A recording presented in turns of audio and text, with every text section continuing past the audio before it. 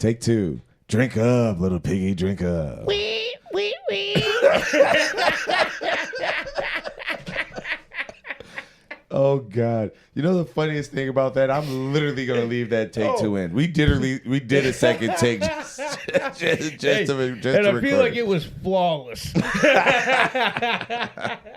Oh, shit. You know what I asked? I would definitely leave the take two in. Take two. Fuck yeah, for sure.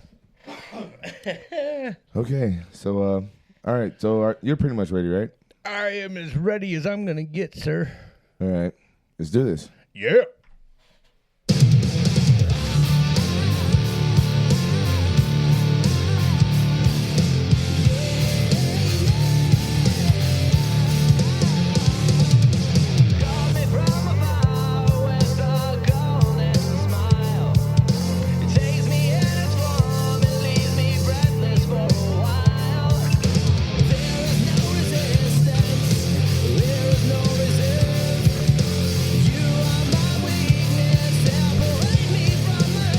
There he goes again.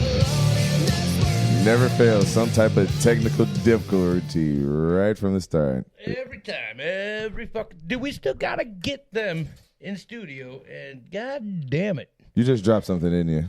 Yeah. All right, well, welcome to the podcast. This is the dumbest podcast on your desk. I am Manny McDouche. And I'm Clayton Keg. And you know what?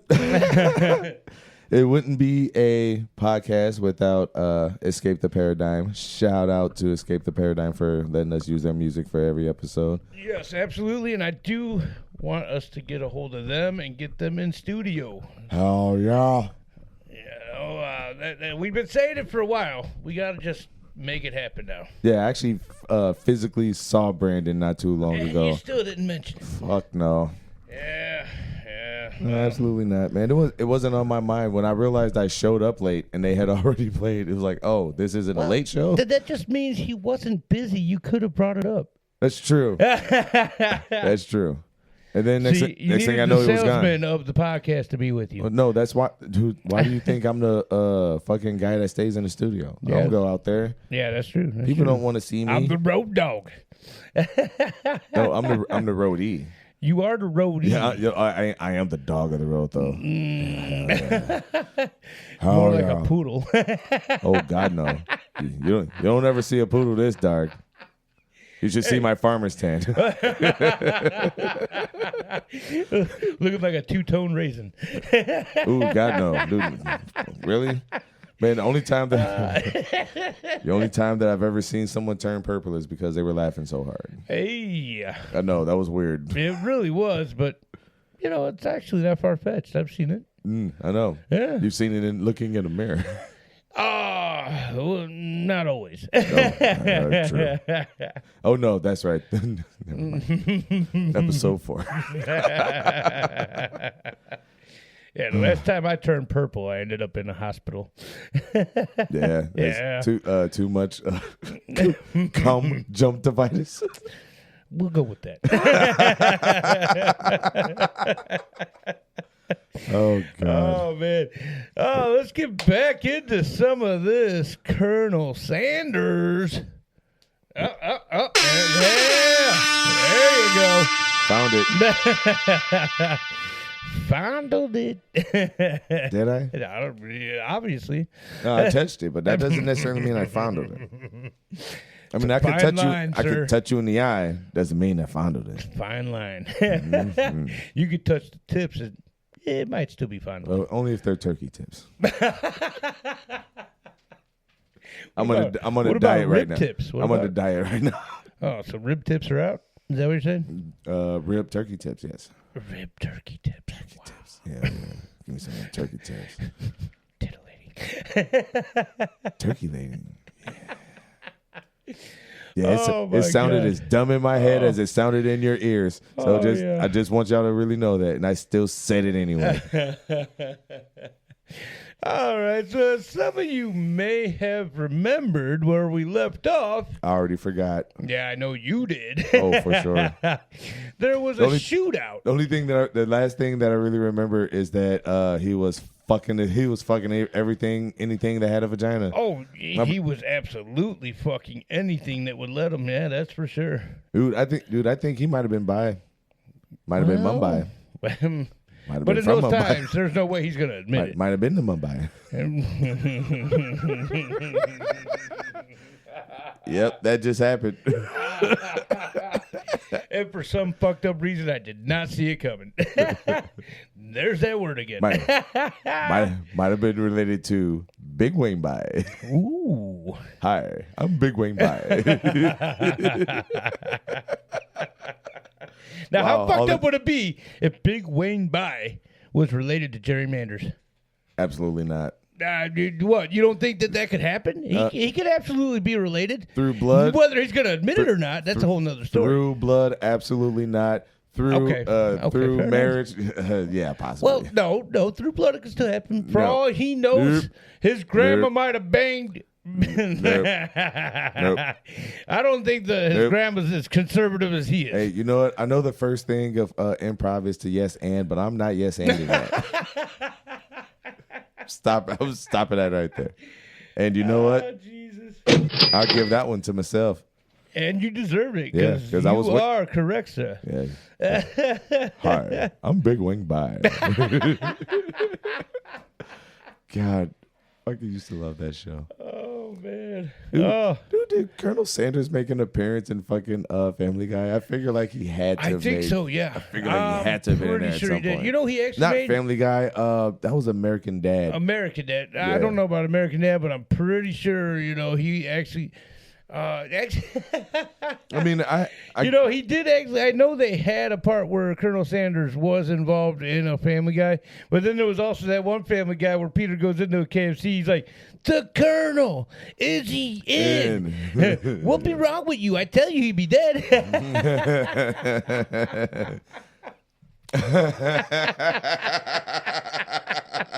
Yes. Oh, man.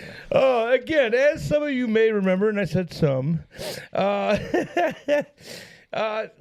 we left off, there was a shootout between Harlan and I think he was a manager of his at the station he worked at. Oh, yes. And the opposing gas station, I believe he was the manager on the opposing side, killed his manager, and Harlan did shoot the guy, I believe it was 3 times from what I've seen. Yeah. Now, the guy didn't die, but he did go to prison for killing the other guy. So that took care of the whole opposing opponents on the whole gas station front. And Harlan did repaint his picture advertisement on the concrete wall. And now, in 1935, Harlan was commissioned Kentucky Colonel. This title was bestowed upon him due to his dedication for serving hungry travelers and also for his notable chicken recipe. Murder. Yes.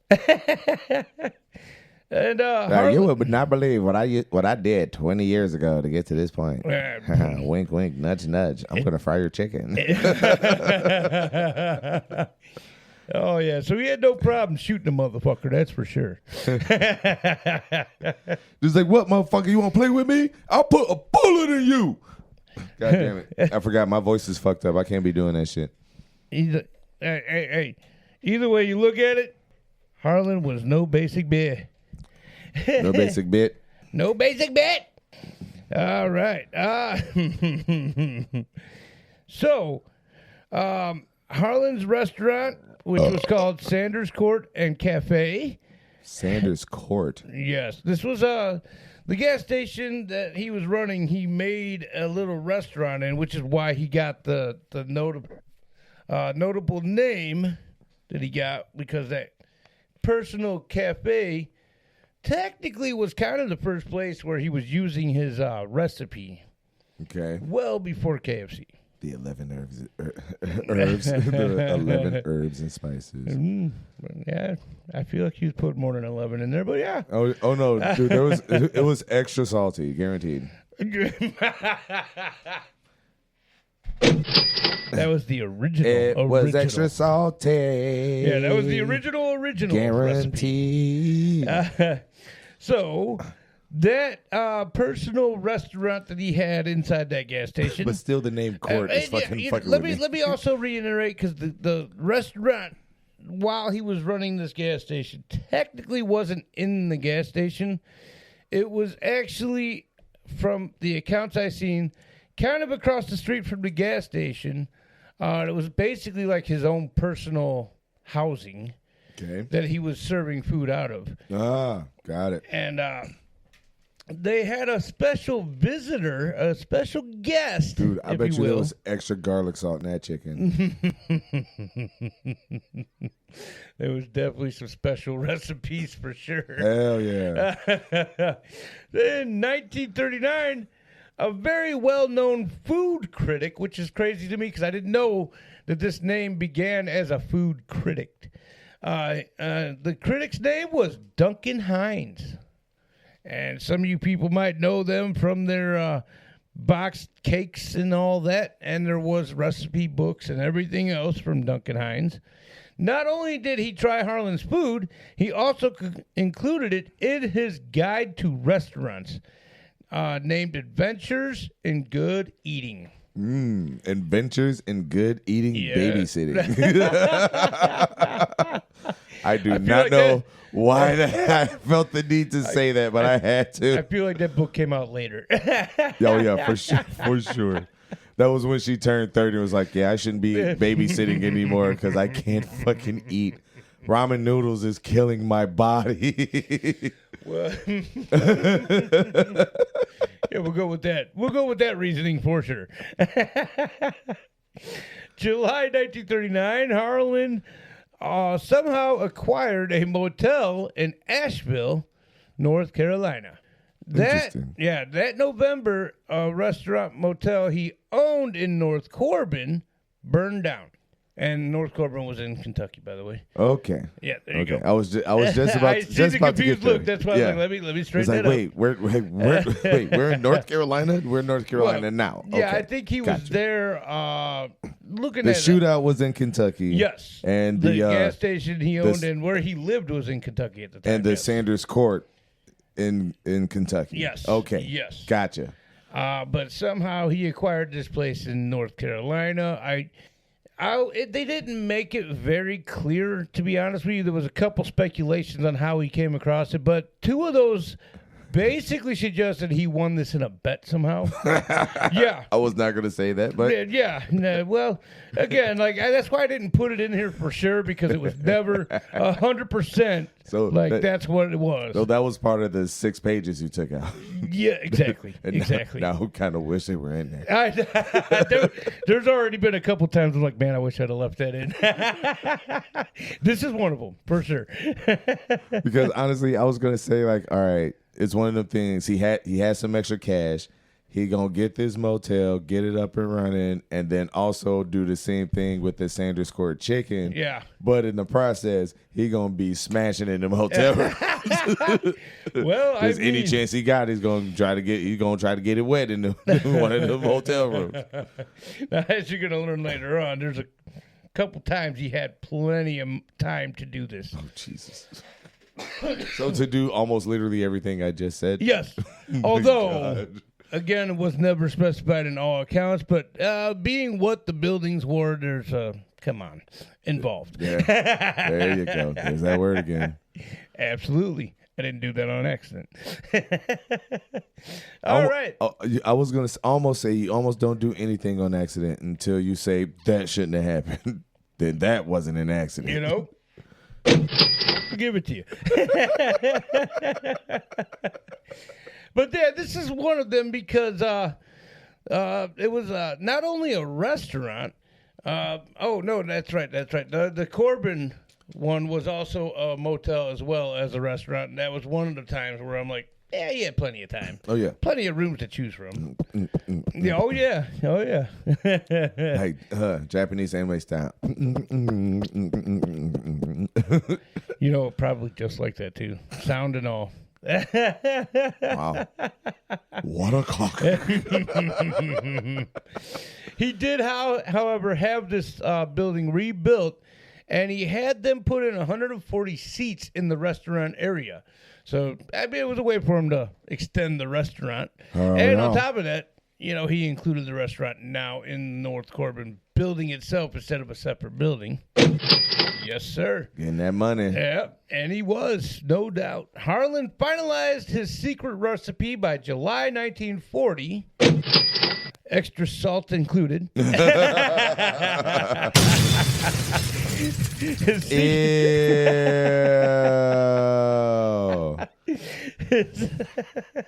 God damn it. Hey. His secret recipe involved cooking his chicken in a pressure fryer, also known as a pressure cooker. A revolutionary concept for a frying chicken. Honestly, at the time. At this time, he was the first to really do it. Yeah. Especially at this time, because I think he actually came up with the whole concept to begin with. I don't think anybody else actually had this idea. Honestly, from everything I've seen, he should have gotten something for this idea to begin with, because the whole pressure cooking thing, pressure fryer, was literally his concept. Yeah. Because nobody was pressure frying anything. It was pressure cooking, but not pressure frying. And I mean, I will admit, this is a dangerous process if you don't know what you're doing. Yeah, for sure. Absolutely dangerous. Now you're kind of creating a fucking not only a grease fryer, but a grease fryer bomb. Yeah, because this thing can do some damage if it blows up on you. If you don't do it right, it will blow up on you, for sure. I mean, hell, there's been how many Thanksgivings where people have done this method with a turkey and blown up their house? Yeah, or set their fucking house on fire because instead of dropping the turkey in slowly, they drop it in all quick like they're in a fucking restaurant. It's like even in a restaurant, they're supposed to drop the chicken in slowly in a regular fucking fryer. There's a method to it. Yeah, exactly. And, on top of that, if you're uncertain about this, then why aren't you having it outside instead of inside your house? But if it's your first time doing it, have it outside. Right next to the house. Which is unfortunate. Hey, man. Dude, I'll be honest. Even with my grill made out of a 35 fucking gallon drum, there are times where it's like I know I could grill something underneath, but when I first start that fucking fire, that fucker is like it's got to be over there, like in the grass somewhere. Oh yeah, just in case. Yes, very very much so. Yeah, absolutely. I mean, it's a dangerous process, but the end result, if you do it right, is fucking phenomenal, as most of us know. No chicken. Yeah. So this process cooked the chicken faster than pan frying. Oh, yeah. It also allowed you to cook a little bit more at one time. Oh, yeah. Than pan frying. Cost effective all the way around as long as you don't fuck it up and burn shit down. Should've never been with your ratchets. As most of his story would have it, another setback comes crashing in with World War II. Oops. Yep. Everything was being rationed and tourism was coming to a halt, forcing Harlan to close his Asheville motel. Boo. Now, this was actually like his main source of income was the Asheville hotel. Yeah, probably his main source of fucking snatch, too. Yeah, I'm sure it was a double duty, for sure. Double duty reactor. That fucking cord. So yeah, this was devastating for him, to say the least. Probably sexually as well. Harlan.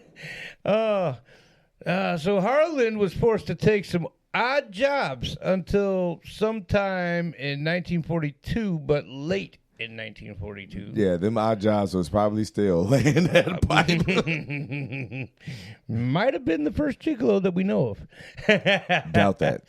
Yeah, well, publicly made gigolo, maybe. Doubt that. Okay, fair enough. Yeah, you might be wrong. Might be wrong, too. We don't know. No, actually, we do know. We know that I'm right and I'm wrong. What? Hey, in this universe, I could be either or. In another universe, I could be either or. In another universe, I could be either or. So I'm both right and wrong as far as I'm concerned. Fair enough. When he started running cafeterias for the government at an ordnance works in Tennessee.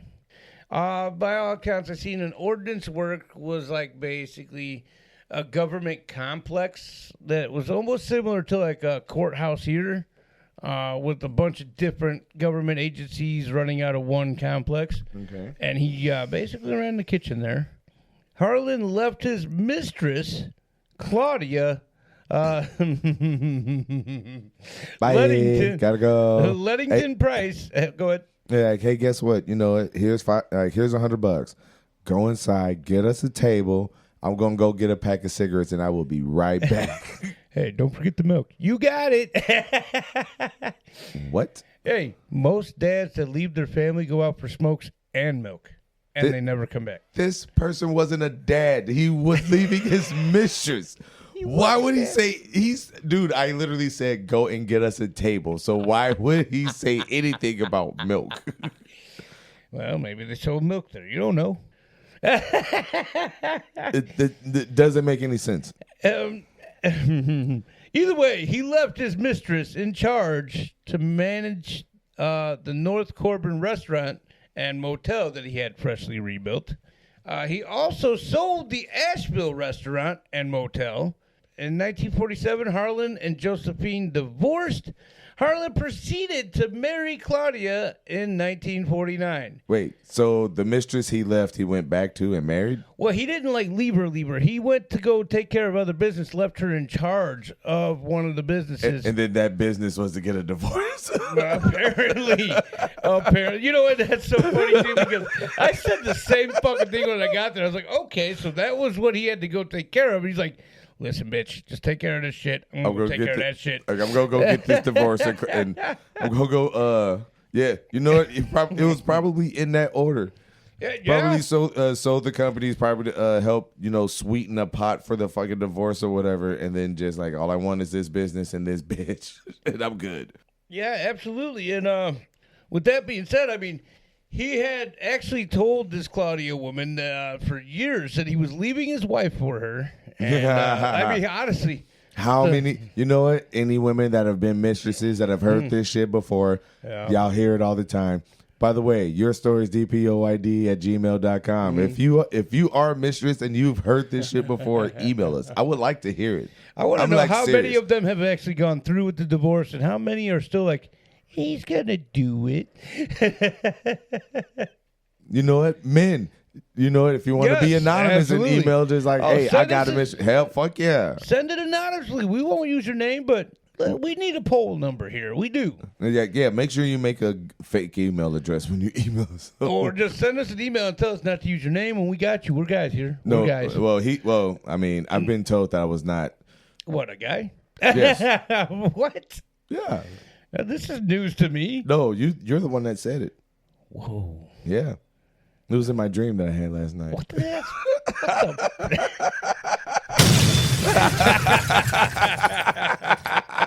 You fucking deserve that one. I know, but it was worth it. It was. I didn't see it coming, so definitely. Absolutely. There's that word again. Mm-hmm.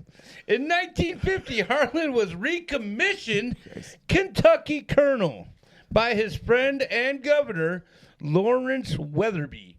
Weatherby? And, yes, Weatherby. Now, here's another interesting note, because as of this time, when he gets recommissioned as the colonel, Kentucky colonel, that is, this is when he changes his name and his whole appearance and becomes Colonel Sanders. I'm a white guy from the South with white hair. Come eat my chicken. Yes. And lick my sausage. Lick my giblets. Oh, God. Hey, please tell me they're turkey. I'm not going to tell you, but they are fried giblets. Go ahead and lick them. Ooh. Oh, my God. I mean, I think I'm going to be I think I'm going to be sick. I mean, I might be dying myself here, so I don't know. So from this moment on, I'm going to go from calling him Harlan to the Colonel. The Colonel? Not just Colonel, the Colonel? we'll see how it goes. You know what? I'm pretty sure I mentioned this before, but there is a man that works at the Burger King near where I work, and they straight up call the man Colonel. Now, I'm pretty sure I talked about this on this podcast before, but I don't know if he's ever been in the military. I mean, the man does a good job, like getting them burgers out. But, I find it interesting that like they straight up call the man Colonel. Well, I'll be honest with you, man. Like when I was working construction, there was one job where I was framing houses and doing other restoration work with this company, and the guy that ran the company definitely told us to call him Colonel. Huh. And the guy was an asshole. He was definitely an asshole. I mean, this guy seems... But, I mean, at the same time of being an asshole, he was still a good dude. I'm not going to sit here and say he was just not a good dude. He was a good guy, but, like, when it came to business, he was an absolute asshole. So, I mean, even if you're doing your job right, if he's seen something he didn't like, even though it's the right way, oh, believe me, he's going to be a fucking prick to you. Until you do it his way. Yeah. So that's where I'm getting at with that. Like, you could be doing it the right way, the actual way you're supposed to, but if it wasn't his way, it wasn't right. Okay, yeah. Yeah, so he was a dick, but he got the job done, and he was good at what he did, so... No, be careful with the cable. Okay. No, slide forward some. Dude. Yeah, I know, dude. I'm sorry. I know, it sucks. This cable sucks. 1952, the Colonel franchised his secret recipe, Kentucky Fried Chicken. Franchised it to Pete Harmon. I almost thought you was about to say Harlan. I was so sure you was about to say Harlan, dude. Dude, that would have been fucking ironic as hell. But it's Harmon. Which I did make a correction there, but I wrote it to where you South. Can't read it now. Of South Salt Lake, Utah. Okay. Yeah, I don't know why I made that to where I could barely read it. And that's with the good glasses. That's fucked up. South Salt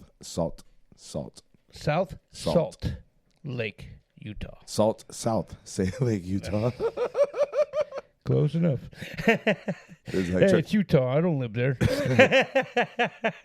They got all the salt, apparently. Hey, if you're from South Salt Lake, Utah, and I said it wrong, just know I don't care. Well, I know I said it wrong.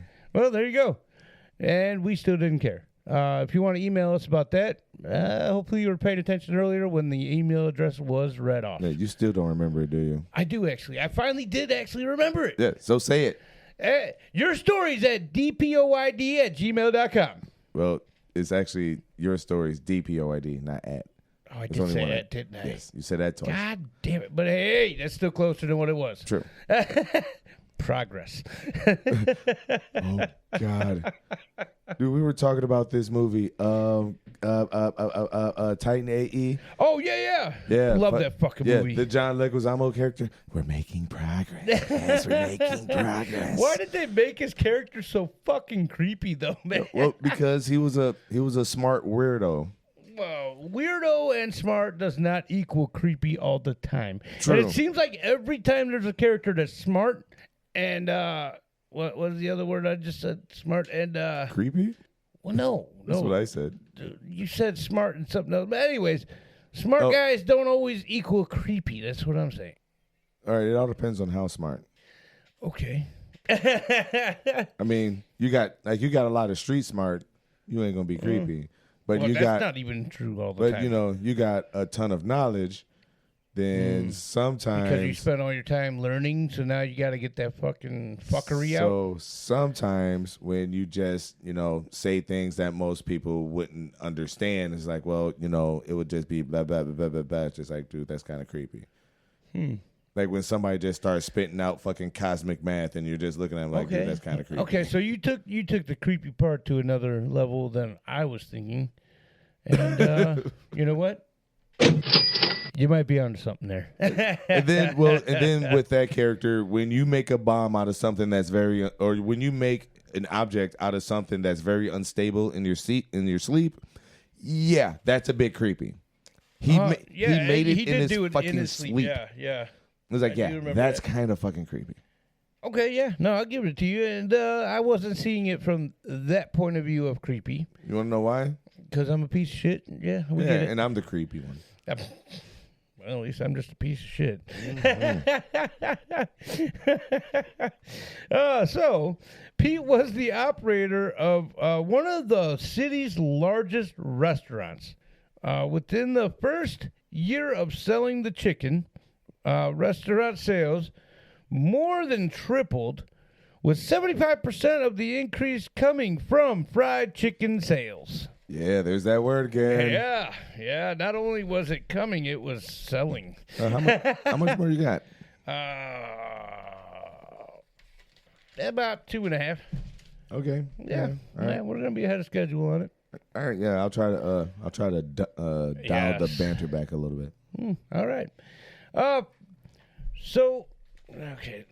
Yep. So for Pete, see, I got fucked up because I thought I started on the wrong page because I was looking at that shit. All right. You know what? I deserve that. Moving on. So for Pete, the addition of fried chicken was a way of setting his restaurant apart from the rest. Not to mention, with the product hailing from Kentucky, it gives the people of Utah a taste of Southern hospitality. The name Kentucky Fried Chicken actually came from a sign painter hired by Pete, not even the Colonel. Yeah. See? But, Colonel Sanders actually liked it so much, he kept the name and franchised the name later on, as we'll see. Yes.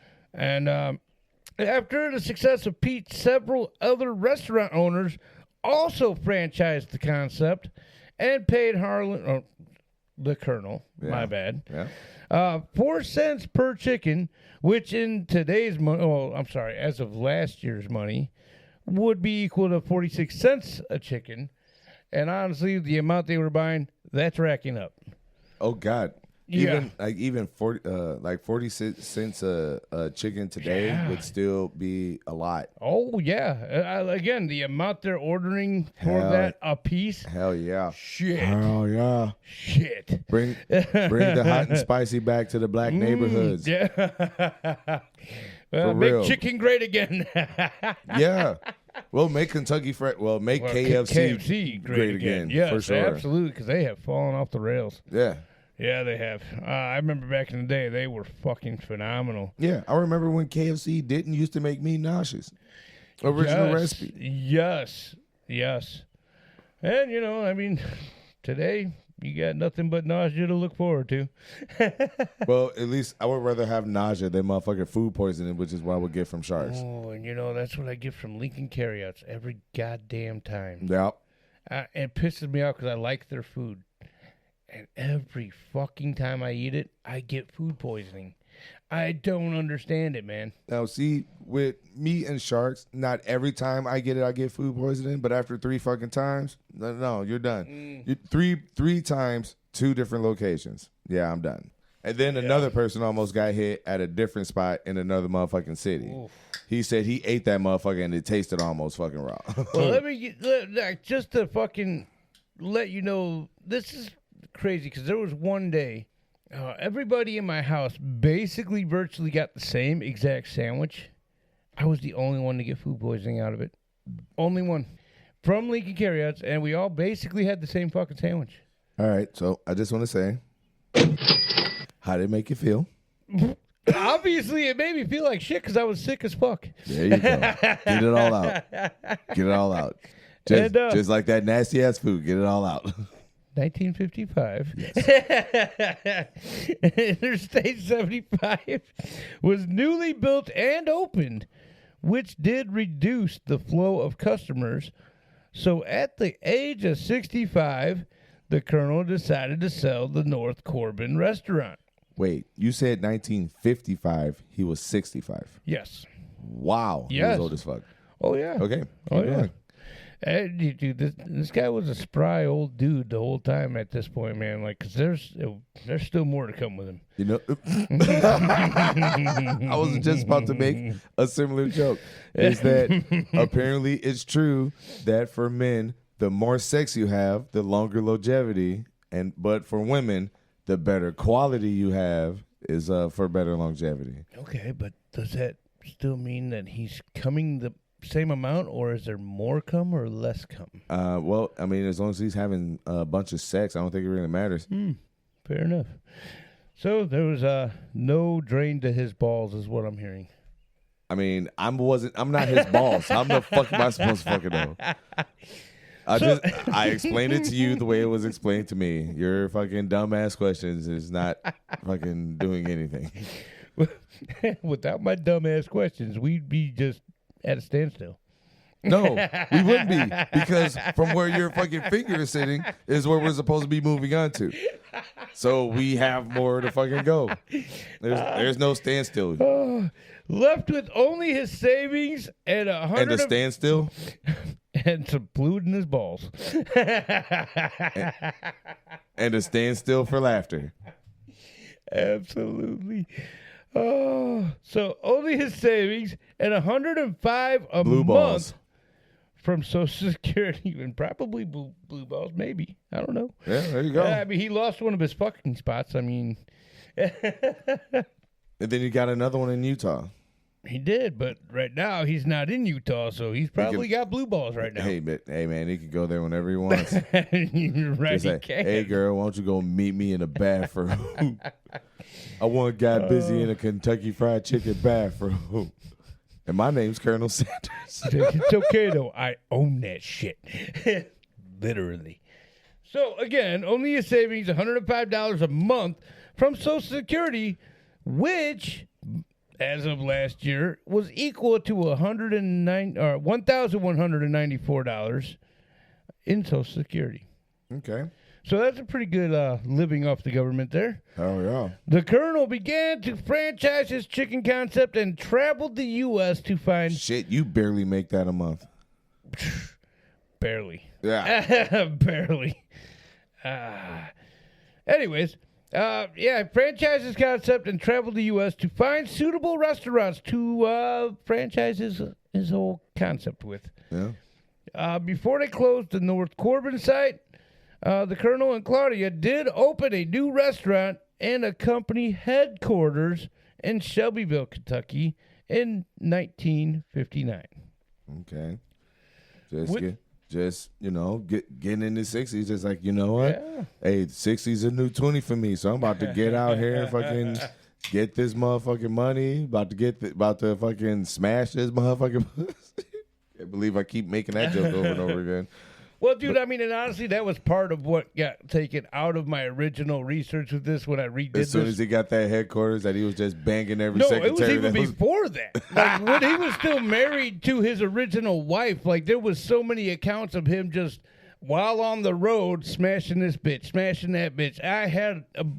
There was at least a good 15 encounters with his original wife that was put in. That we know of. That was documented, yes. Dude, he could have. And with his second wife, he was still smashing bitches as well. Yeah. I mean, did that chick think that he wasn't? I mean, he was cheating on his wife with you to begin with. Yeah. Y'all. So, of course, he's doing the same thing with you dumb broad. Hey, I don't care. Send your hate mail. I don't care. JustStoriesDPOYD@gmail.com to Clayton Keg. Please. I'd love to hear him. With the road taking a toll on the Colonel. On this cock. Yeah, those balls. It's like, oh, were God. sore as shit. Dude, I've never seen him so small. It's like I'm 69 years old. I've never seen him so small. So many bitches riding his junk. He's walking around like he just got off a horse for 3 years. And he's walking around like an old cowboy. They hurt so bad. He went back home to run the business while Claudia mixed the spices and shipped the spices to the restaurants. Potential franchisees started coming to the Colonel at his house now. Like, they started coming to him to have the chance to sell his chicken. So that's how good the other businesses were doing with his recipe. It made KFC one of the first fast food chains to open internationally. By 1960, KFC was in Canada, UK, Australia, Mexico, and Jamaica. In Mexico. And Jamaica is what actually blew my mind beyond Mexico. Like Mexico, I was like, okay. But Jamaica, I was like, wow, really? Because you know how they, don't get me wrong, they like chicken, but they like the jerked chicken. And there's nothing wrong with that. The jerk chicken is fucking phenomenal. It really is. I don't know. Mexico. I'm sorry. Fast food fried chicken in Mexico. I figured that wouldn't. I don't know. I don't know. I figured like it's one of them things like when like McDonald's and fucking all them other motherfuckers finally went internationally. Like it's a taste of America. It's like, but it's not. Yeah, I mean even with McDonald's, each country they're in, they add their own kind of menu style to their menu. It's like every time we go to a Chinese restaurant, they don't normally eat like that in China. Yeah, no, that's true. But I mean, China's one of them actually that like has McDonald's out there, but they also have some of their own cuisine added into the menu.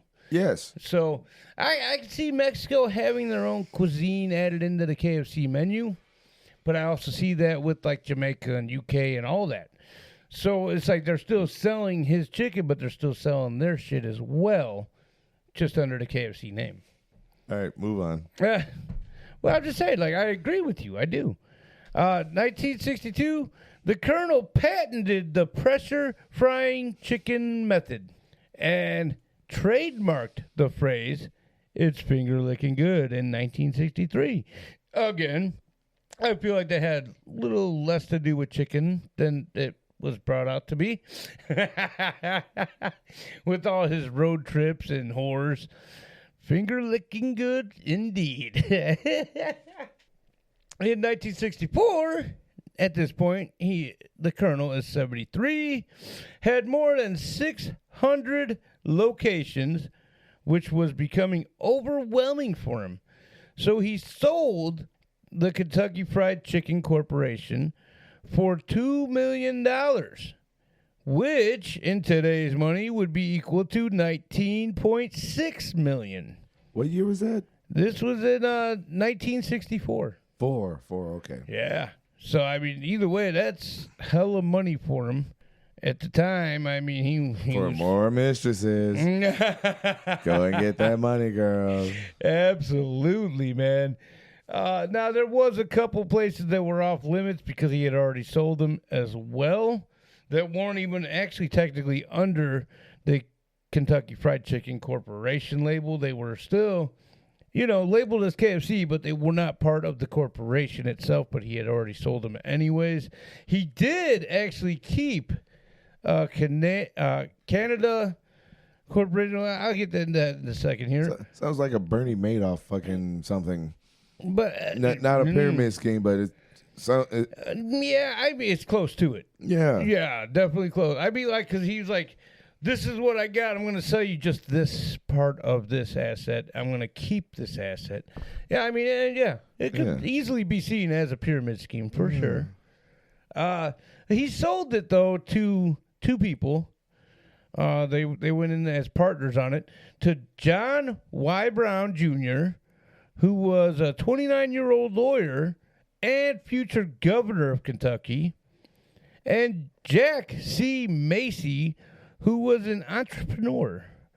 Though interesting to note, as I said before, the sale, it's interesting to note, with the sale, it did exclude the Canadian operations, which I did mention. The following year, the Colonel and his wife moved to... I feel like I'm really going to mispronounce this. But it's okay, though. Well, that's because y'all. Mississauga, Ontario. That's not bad. Okay, all right. It's a suburb of Toronto. You actually said that wrong. What, Toronto? The T is kind of silent. It's more like Toronto. Interesting. Yeah, apparently that's the I've way that I've always been. said Toronto the same way. Well, we're Americans. That's true. We say damn near everything wrong. Well, I am an asshole, so there's that.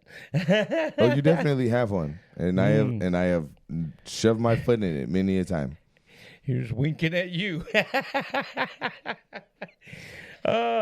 With no Vaseline. Yeah. So anyway, Only once.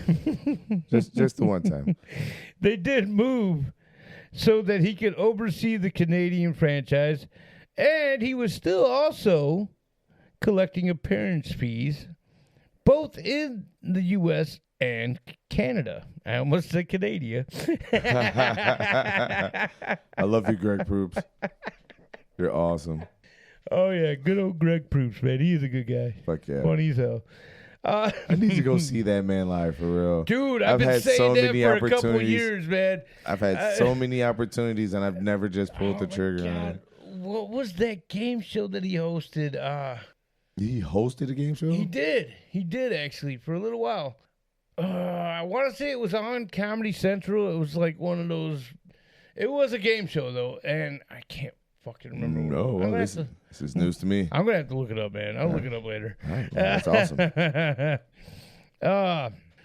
Anyways, Yep. as I mentioned, these appearance fees, because despite Colonel's selling the company, he was still the face of the company. Oh, yeah. So You ain't going to go anywhere without this face, motherfucker.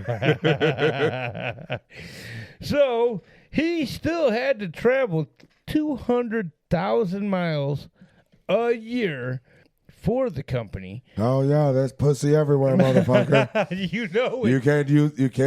You can't sell anything without this face, motherfucker. Hey, you want to sit on a famous face?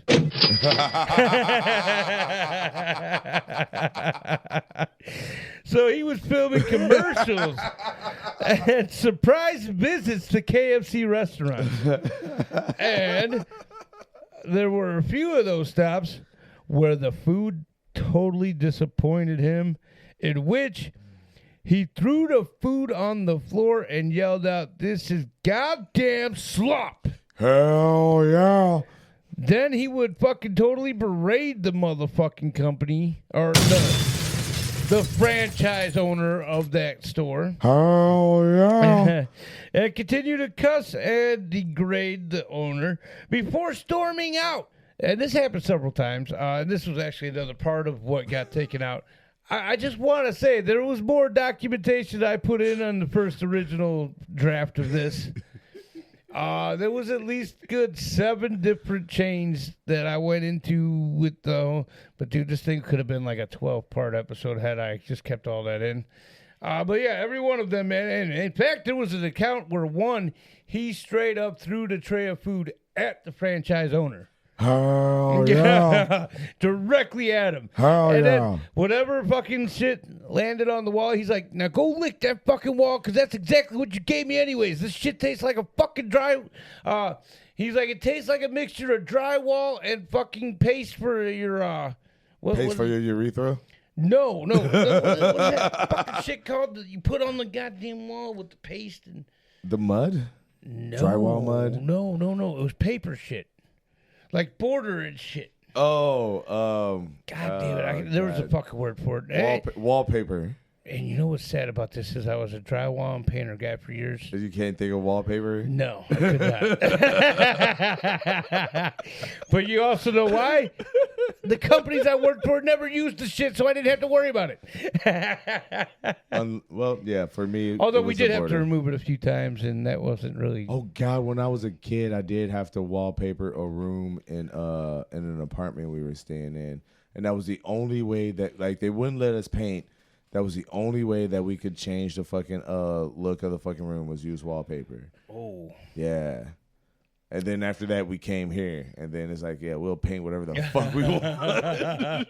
Honestly, man, that's where I was grateful, because there was a couple jobs where I did have to remove the shit, but it was mostly just borders, and we used a steaming machine that we would just run it over, and the shit would just kind of peel off the wall on its own. It wasn't that bad, but as far as actually putting the shit on, never had to deal with it.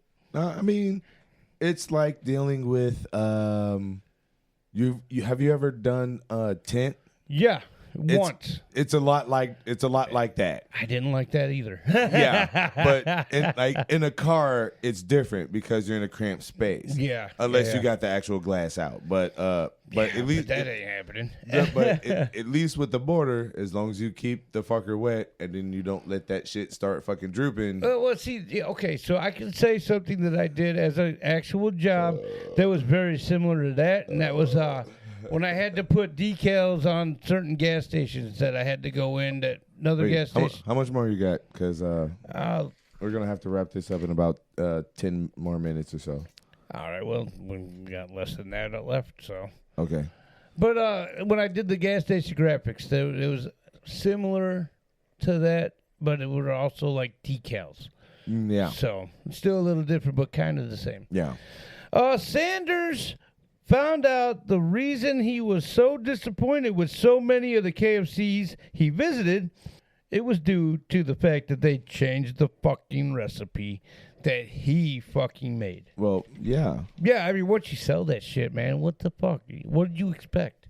You know what I mean? But he didn't seem to get that concept. Yeah, very much so. So it was kind of on him that they changed it, because had he not sold it, that recipe would have stayed the same. Yeah. Yep. And also, by him selling it, that's where they came up with the crispy recipe, which he also had a huge problem with. And in one restaurant... I can understand that because you shouldn't need a crispy recipe. Yeah. I mean, his recipe never had the crispy recipe involved. Didn't need to. And it didn't, no. And even in the 80s, that shit was fucking crispy. Yeah. And then all of a sudden, it was like, what is this? And the spices were just so pronounced in that recipe. Yeah. Because I remember it as a kid, man. You take a bite, you're just like, oh, yeah. It was great. But now you get that same, original recipe. Mid-90s, about like 94 or so. That shit was fucking garbage. Oh, yeah. Now it's just super salty, super terrible. Dude, like around 94, you know what? Yeah, we'll probably get there because he might have still been alive in 94. I don't know. I don't remember. Yeah, I know it's in here. I don't remember either. But I will say he did have a problem with the crispy recipe. He just basically said it was just a ball of fat that was breaded and just turned into total shit. That was his wording. I can about believe that. Oh, yeah. So, again, they changed the recipe. If he was alive for the grilled. Oh, God. I don't think he was alive for the grilled, because he would have had a lot more to say about it. Oh, yeah. Oh, sure. absolutely. No, he wasn't alive for the grilled. No, he was not. Which led him and Claudia to reopen their Shelbyville restaurant and named it Claudia Sanders, the Colonel's Lady. Hell yeah. Although that did pose a problem for them. And Sweet lady, would you cook my chicken? Come on, you're the Colonel's bitch. You know how to do it. Oh, my God. They, in fact, served a KFC-style chicken, and they even discussed making it a chain. But KFC sued Sanders, though it wasn't because of the chicken sales. Man, what the fuck? Sanders was sued because their new restaurant name had Colonel's name on it, which meant Colonel Sanders was promoting another restaurant. Man, what the fuck? Oh, yeah. But he is the face of KFC. So ultimately, Sanders changed the name of the restaurant to Claudia Sanders Diner House. They also, after he changed the name of the restaurant, they did also sell the restaurant, but they kept the name that he made. Did they keep the recipe? They did. They kept the recipe. Are they still alive to this day? As far as I know, it's still operational with the same recipe, same name today. Ooh, dude. And it's in, I believe, Corbin, Kentucky. Yes. Road trip. I'm down. 100%. Yeah. I would love to actually check this place out. You know what the downside is? I don't think my roadside assistance will cover towing that far. Dude, I'm sure shit fucking just like, dude, let's get in this motherfucking van, make sure the oil's good. Like, let's fucking go. Like, make a weekend out of it for real. Honestly, I would be 100% down for it. That sounds fucking amazing. But yeah, as far as today goes, it's still the same, supposedly same original recipe. Okay. And the name of the restaurant is the same. It's also the only non-KFC restaurant that serves an authorized version of the chicken recipe. Absolutely. Sadly, Sanders died on December 16th, 1980. Wait. At the age of 90. No shit. Yes. That Yes. was a stand-in all those fucking years. Now, he did die of pneumonia, but he was diagnosed 6 months earlier of acute leukemia. Okay. And then he was diagnosed with that. Pneumonia got him. Combination of the two. Yeah. Yeah. It was. Yeah. Pneumonia is what took him out. But Claudia died. He was pretty much a grenade at that fucking point. Oh, yeah. Oh, yeah, absolutely. Oh, yeah. So when did she go down? She died December 31st, 1996 at the age of 94. Yeah, so she did go on a little bit. So that's why after the fucking 90s, that chicken fucking turned garbage. There it is. Well, to be fair, it was already turning garbage before either of them died. It was getting there. But Yeah. Oh, and he had a fucking fit about it, because he seen it was going downhill. Yeah. But he had already sold the place. So, of course, they're going to change. You see, a lot of it was he even said, like, his original gravy recipe, which he had that was a whole nother thing that I had in here and took it out. The gravy recipe alone was his own recipe as well. And they added, and this is where the whole wallpaper paste thing came from, was the gravy itself. Yeah. They watered it down. They used flour and water and food coloring, basically. Oh. Yeah, that's not the way he originally made the gravy. So he had a field day with that. I mean, dude, I'm pretty sure the way he made the gravy was using some of the drippings left over from the fucking chicken. Yes. Because why not? Yes. You can reuse something and turn it into fucking something else. And I can tell you from my research, that's exactly what he did with the gravy. Like our research. Yeah. I didn't do any research. I said my research. Oh, okay. The fuck? Here's to the losers, bless them all. I deserved all of it.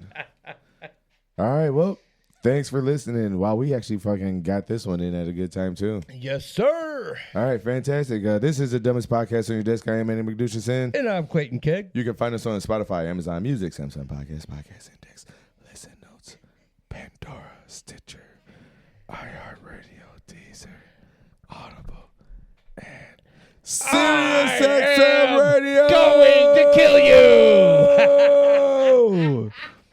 Check out Remy Boys VSOP. You can email us at yourstories@gmail.com. Check out Remy Boys VSOP. Check out Tap in the Keg with me, Clayton Keg. and thanks for listening. And The dumbest podcast on your desk is also available on YouTube. it's still called YouTube. Yeah. When did they change the name? Oh, I've been hearing LoopTube so much lately. I just thought, YouTube. I think that's a porno network you've been looking up. I have not gone to it yet because I've never seen a reason to need to. It's But, pretty hot. It's pretty hot. Okay, well, that's good to know. All right, well, thank you very much for listening. We're out. Peace. Later.